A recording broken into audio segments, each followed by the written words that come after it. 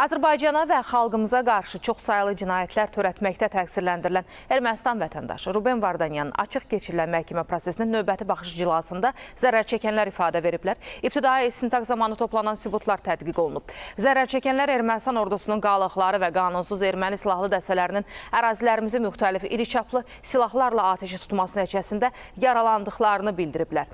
İfadələrdən vətəndaşlarımızın həlak olduğu dövlətə və ayrı-ayrı şəxslərə zərər dəydiyi qeyd olunub. Bildirilib ki, həmin vaxt düşmən yaralıların təxliyəsinə imkan verməyərək sanitar avtomobillərə, tibbi xidmət işçilərinə də müxtəlif çaplı silahlardan atəş açıb. Nəticədə yaralılara tibbi yardım göstərməyə gedən vətəndaşlarımız özləri də müxtəlif dərəcəli bədən xəsarətləri alıblar.